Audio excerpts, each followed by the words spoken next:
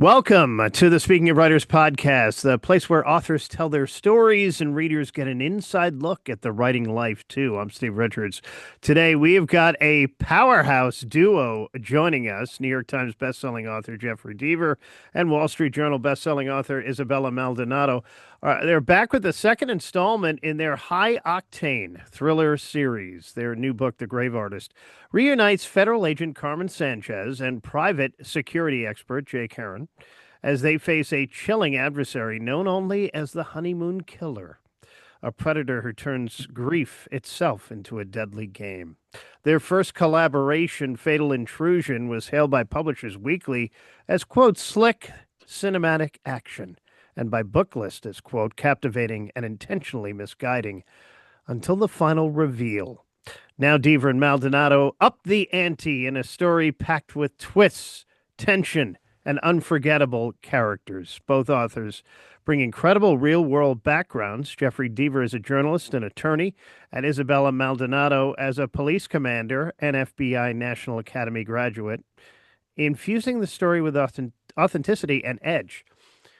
This conversation is going to be a thriller in itself. So let's dive right in. Jeffrey Deaver, welcome back to Speaking of Writers. And Isabella, welcome to the program.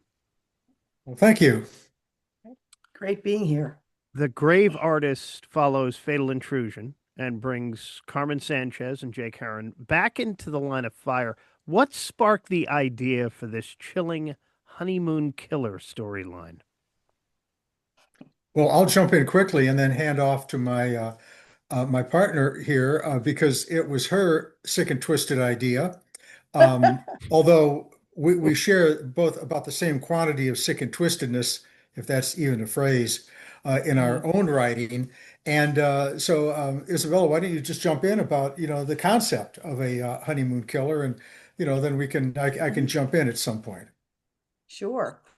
So the idea is, for us, we've both written many stories that feature serial killers, and others have as well. So it's always a challenge for us because readers are so smart to try to think of ways to make it new and fresh and different. And so, the idea was sort of evolving of, well, what's worse than being the victim of a serial killer? It was like, well, what if it happened on your honeymoon or right after you got married? And then that was kind of the kernel. And then Jeff took that and ran with it because then he had the idea of, okay, that would be serial killing 2.0. When we were coming up with the general framework for the story, as we did with Fatal Intrusion, the first book, we thought back to that old adage, it's kind of a saw about Hollywood. And it's a bit of a joke. A producer is looking for something to turn into a film, feature film, and he or she always wants something that has been wildly successful in the past, made a lot of money, but yet has never been seen before. And we laugh because it's Hollywood, and the contradiction is kind of a silly thing. And you picture the writer's room and the producers having martinis and talking about this, but there's some truth to that. And readers go to an author knowing that they're going to get something that is tried and true, something familiar, and yet something that is a different sort of hook. So Isabel and I write a thriller. Now, a thriller we define as a crime story that asks the question, what is going to happen? As opposed to an Agatha Christie kind of murder mystery, which asks the question, what happened in the past? So in other words, there's action, action, action, question, question, question. We've got to stop the serial killer before he strikes again, find the terrorists before they strike again.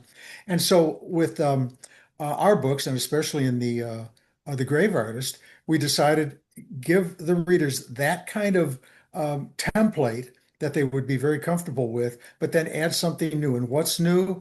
Expanding serial killing out of the classic, Ted Bundy, BTK killer, the Dexter killer, somebody who looked at the whole gestalt of a crime and wanted to use really grief as a weapon, as well as the physical knife or gun or whatever he used to kill the initial victim. Carmen and Jake have very different backgrounds, federal agent versus private security expert. How do their unique skill sets complement each other in this story? Start with Isabella. Well, they complement each other actually in the same way that Jeff and I complement each other when we write it. Um, so Carmen comes from the police procedure background where everything is very regimented and it's all got to be done by the rules. And she's good with that. I mean, that's her world. And then she has to deal with Professor Heron, who really just thinks that rules are suggestions. And he's all about just solving the case, more importantly, and stopping the crime, and not so worried about the tedious details, such as the Fourth Amendment. The plot has an incredibly fast pace, but also dives deep into relationships. How do you balance adrenaline pumping suspense with character driven storytelling? Well, the we are plot-driven authors. The Both of the books were the product of extensive outlines, probably 40, 50 pages of outlines at the end of the day.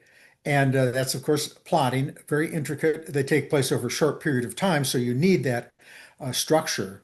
It's like imagine the TV show 24 being written by a pantser, seat of the pants, just on the fly. That would not work. Right. So with our stories, they're very plot driven, intricate, interweaving, contrapuntal stories. And yet the best plots in the world are useless without rich characters. And we have often said that, the villain is the hero of his or her own story. So even Damon Gar, the villain in the Grave Artist, has some depth to him. He has some richness, so that readers, they don't want him to succeed. He does some very bad things, but they are going to feel a loss if he does not. And you notice that conjunctive word there. If he does not, I'm not going to give anything away, but so anybody out there, your viewers and listeners, are just going to have to buy the book to find out if he does succeed or not. But we like to bring that kind of depth to all of our characters. You're both highly successful solo novelists. What made you decide to team up, and how has the collaboration evolved now with this one? Mhm. Well, we first met at a writers' conference in Chicago called Murder and Mayhem in Chicago. And I believe that was in 2018 over St. Patrick's Day. And so we were both speaking there. And in the green room, when we weren't on stage, we were back in the green room, and Gillian Flynn was there too. And the three of us just started joking about what if the three of us tried to write a book together? What would that be like? Because we had never met before that day. And then we just started trying to crack jokes and make each other laugh. And the brilliant idea that we had, that honestly should never see the light of day, is that we would make a baby mafioso, like that would be the main villain, would be an infant. And then the punchline, the log line would be his diapers aren't the only thing that's loaded. And so we made each other laugh, and we had a great time, and just realized that we liked each other in that sense. And then when we bumped into each other again at Thriller Fest in New York, the following year or the year after, I at that point we chatted again, and then I asked him to blurb a book that I had coming out the following year. And so then he read my work, and I think that's when he realized that we already write very similarly. And so then when he came out to Scottsdale at the Poison Pen and we talked afterwards, by then, I had a couple more books out, and it seemed like it would make a lot more sense.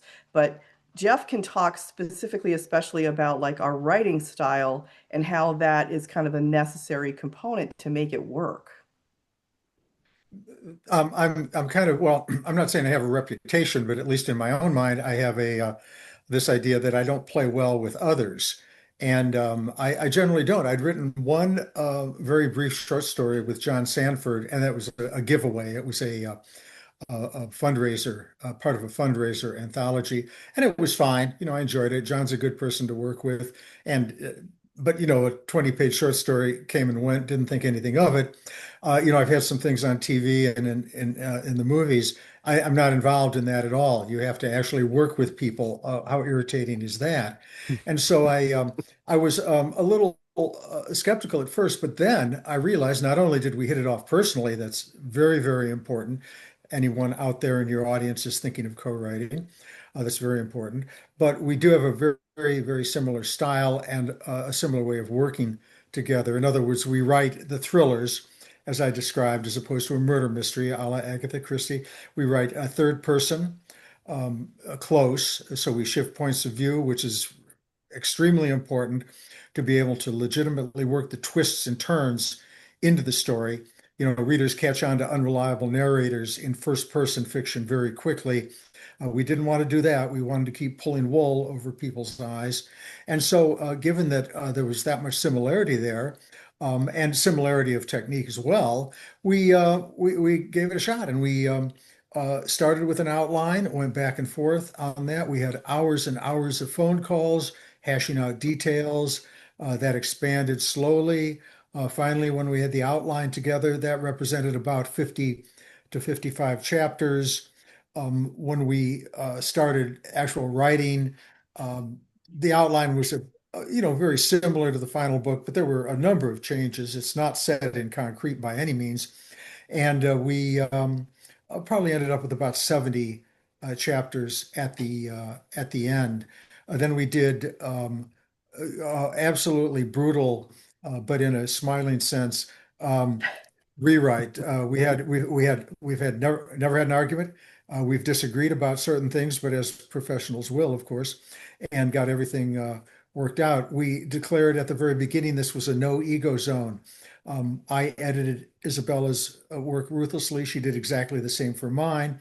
And we ended up with a very homogeneous book, such that readers, it really is impossible to tell who wrote what. Isabella, is this the first time you've written with a co-author? Oh yeah, absolutely. Neither one of us ever did before, and it is kind of funny when you think we just jumped right into the deep end with a full-length novel, and we started with a two-book contract. So that was a real leap of faith. I want to stay on process for a moment. We know about the outline. Jeffrey, you're legendary for your outlines. It comes up on a lot of interviews that I do with other authors. They'll say, well, I'm not like Jeffrey Deaver with a 50-page outline. So you're very well known for that. In terms of process, did you split chapters, alternate scenes? How did that work? Well, in general, we have, again, shifting points of view. The primary points of view, and we have secondary and tertiary characters, and we're in their minds usually for the convenient convention of withholding information, as I said. But primarily, there's Jake, there's Carmen, and the villain, and sometimes a supervisor, police supervisor, or a third person working with them. In general, Isabella took the Carmen Sanchez chapters, although I wrote some of those. I took primarily the Jake Heron chapters, although she wrote some of those. And then we kind of flipped a coin, depending on who was in a bad mood that day because the cable repairman had not shown up. And then we got to write the villain scenes. And maybe the next villain would be a cable repairman, but that was yeah, but nothing was hard and fast. So that's generally the way it worked. And it probably goes without saying, but there are some co-writing or co-authoring situations where one author, a la Jim Patterson, takes the lead. That's not what this is. I'm a kind of a math challenged person, but this is 100% 50-50. I guess that does make sense. But we were 100% ideas, 100% work, and so forth. So it is both our a child of both of ours, we could say. I'm sure there were multiple moments, but was there a moment while writing The Grave Artist when one of you surprised the other with a twist or character turn that you can remember and not giving away too much? Now with the grave artist, you're saying, yeah. Yeah, there was, oh yeah, actually, you know what? And this is really, I think it illustrates a good point because a lot of people, I've heard a lot of authors say, oh, I could never outline because I'm stuck. It's like, no, you're not. You're only as stuck as you think you are. And actually, we were late into we were well into the editing process. And I think I surprised Jeff with like a little bit of a different take on a scene that we had written. But what I did, and I think this is important about being respectful of your partner, is I kind of just like wrote it out and then gave it to him and said, "What do you think? Do you want to just keep this or what do you think of that?" And of course, in very typical of him, he really liked it and then immediately got to work and edited it. And, we talked about no ego zone. He's like, oh, this is good. I like it better. Let me do more. And I love the way it turned out. It is one of my favorite scenes now in The Grave Artist. It turned out really well. And I will say that um, when we create our characters, again, I'm a little more in Jake Heron's mind. I'm a bit of a nerd as he is. He's a professor. I don't claim any professorial tenure talents or anything like that, but I do teach courses in writing. And I didn't, I have a sister. I personally have a sister, but Isabella came up with some elements of Carmen's relationship with her sister that really expanded the book beyond being a crime story. Now, Jake has his own issues, but that's kind of in the background in the first two books. In the third book, spoiler alert, there will be a third in the series. Then Jake's family life comes more to the fore. But what Isabella did with Carmen and her sister was very important because people ideally, most of our readers have never had experience with serial killings. Ideally, they're not serial killers, but everybody's got a family. We know by definition they have parents, and often they have children, partners, spouses, and so forth. And that's where the real emotion of the book comes in. And I kind of analogize it to, say, a roller coaster. And you're on a roller coaster, and there's the excitement of the motion, and that's the plot. And then you look over at your child sitting next to you, and the look on your child's face. That's the character side of the event.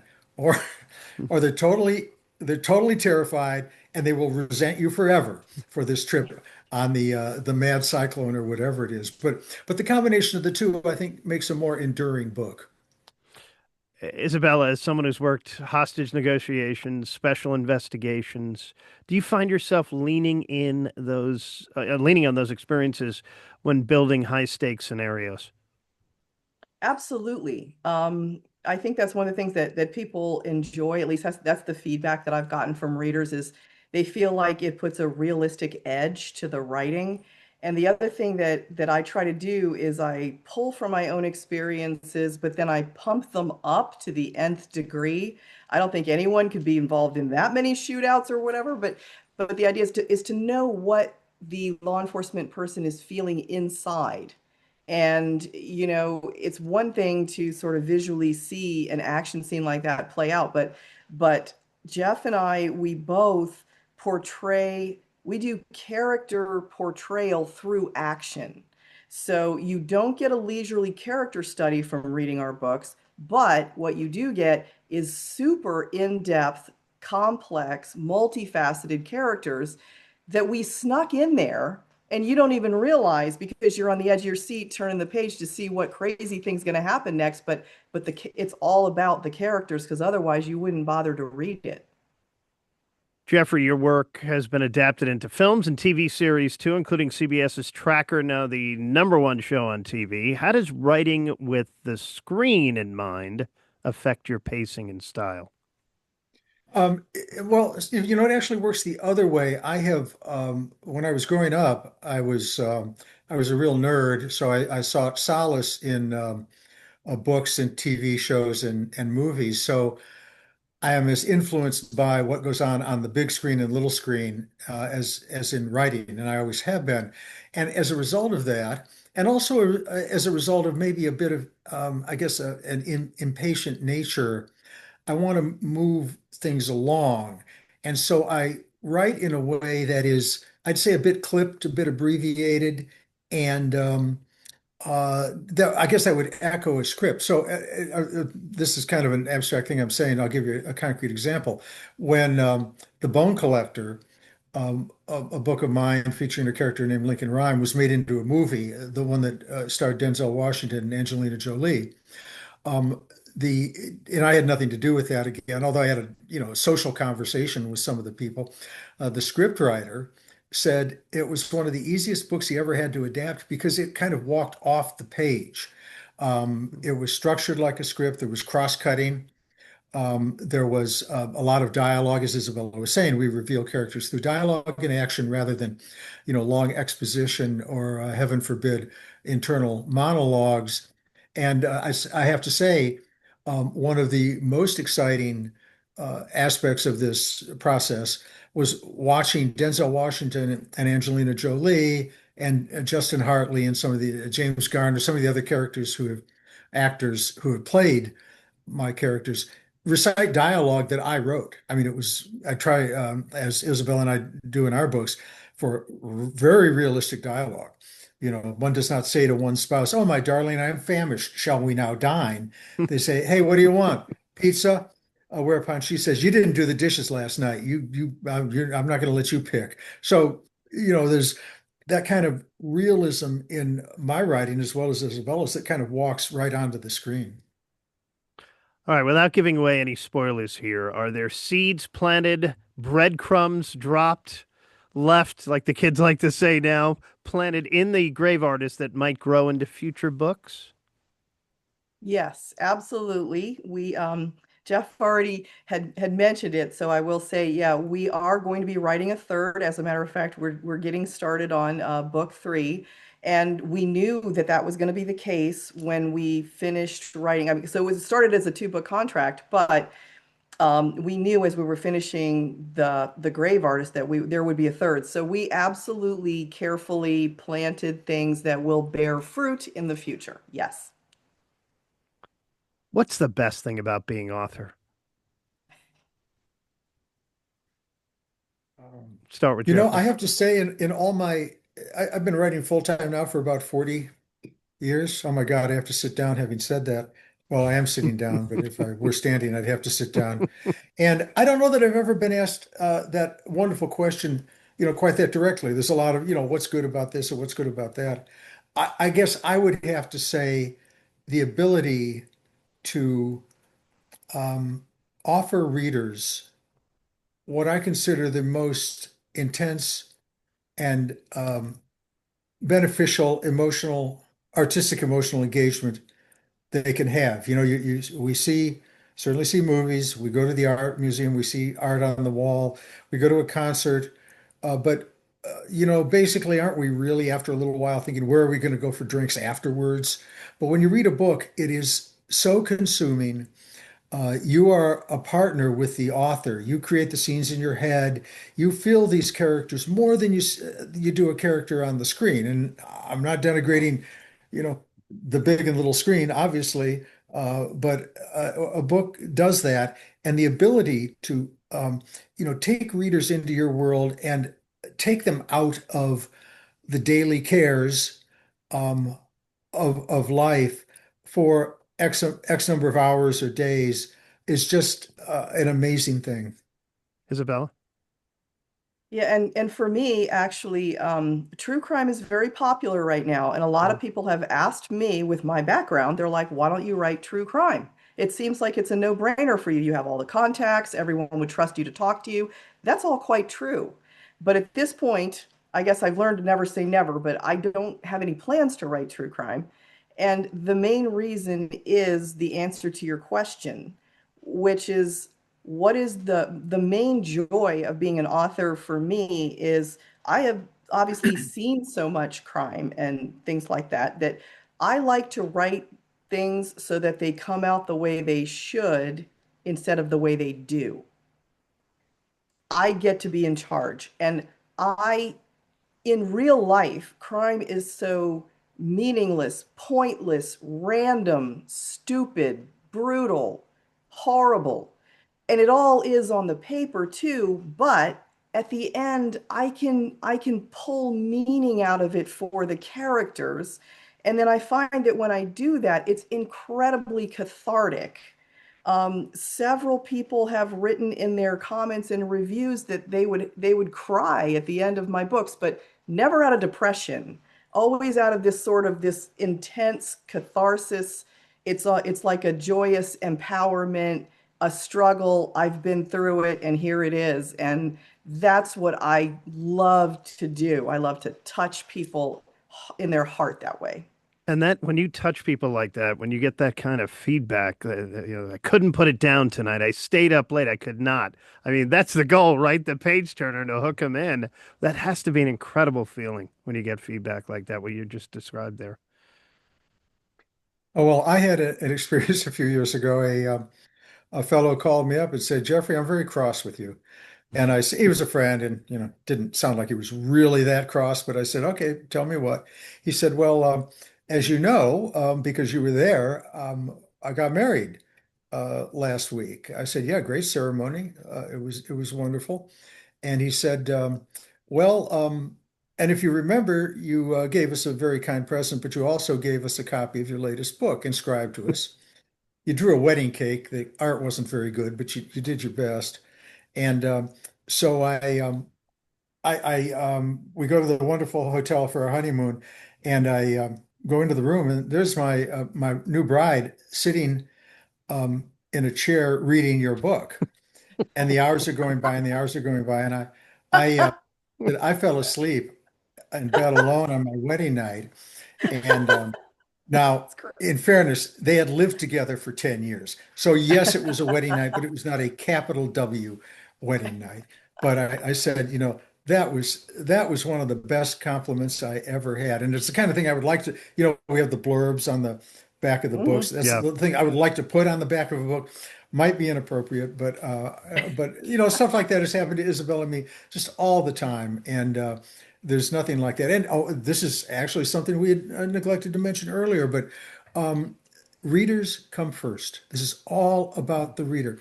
When we had those 4 hour phone conversations, when we work 10, 12, sometimes longer than that, hour days, it's all because we are, and I think I can speak for both of us, terrified that we're going to misstep. We're going to get something wrong. And then on the positive side, when you're exhilarated, this is going to work, you put in the extra time because it's all about the readers. They spend a lot of time and a lot of money expecting us to provide them with good stories. And that's what we try to do. And it's really good to hear feedback that we do. All right, last question for both of you. We'll stay on the subject of weddings. Since the book features a wedding gone horribly wrong, what's the most memorable or unusual wedding you've ever attended, Isabella? Hmm. Um, oh, okay. Just kind of a fun wedding I went to was actually a cop wedding. And as soon as they were wed and they had come back down the aisle and everybody was heading toward the reception, one of the other cops went up and quickly slapped handcuffs on both of them together. Oh, And that then is there's good. yeah, they literally handcuffed them Oh, gee. together and they had to go through the entire reception like that, handcuffed to each other. And I thought that was absolutely hilarious. And I think somebody also wanted to like cross batons for them to go underneath. Hmm. Um, cops. It's Yeah, cop humor. I yeah. put it in my books all the time and stuff like that. It's just a little fun. So that's all. Great. Jeffrey. Um, I've been involved in the dog showing world for a long time, and that's the Westminster Dog Show sort of Oh, thing, and also a wonderful movie, a mockumentary called Best in Show by Christopher Guest. And if you haven't seen it, I strongly recommend it. And if you do see it, or if you have seen it, I am the character identified as the man with 2 left feet when he goes out in the ring to show the dog. But because of that, I know a lot of people in the dog world. And about 3 years ago, a woman who was both a handler, excuse me, and a dog owner got married, and it was a dog. How did I put it this way? Her father had passed away some years ago. She was given away by her dog, and there was a dog, a flower puppy. Actually, they tried that. It had to be a little older dog because the puppy ran off with the I guess it was the ring bearer, ran off with the ring during rehearsal.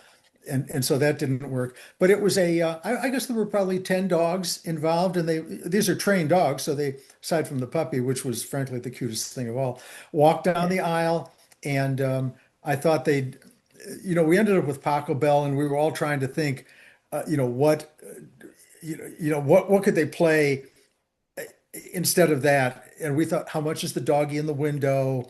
All kinds of fun things. But it was a touch traditional, but I think that was the strangest one I had. And no, there was no kibble involved at the reception. Thank you for sharing those stories. Jeffrey Deaver and Isabella Maldonado's new book, The Grave Artist, is out now. An electrifying thriller perfect for fall reading. If you love Fatal Intrusion, this sequel will take you even deeper into dangerous suspense and unforgettable characters. You can learn more about Jeffrey at jeffreydeaver.com and about Isabella at isabellamaldonado.com, and follow both of them on Instagram, Facebook, X, Threads, TikTok, all the platforms and the future ones to come for updates on upcoming projects. And don't forget, Fatal Intrusion has already been optioned for TV, so keep an eye out for that adaptation as well. Jeffrey, Isabella, thank you so much for joining me. Steve, thank you so much. Great conversation. Thank you. It's our pleasure. And this is the Speaking of Writers podcast. Thanks for watching. I'm Steve Richards.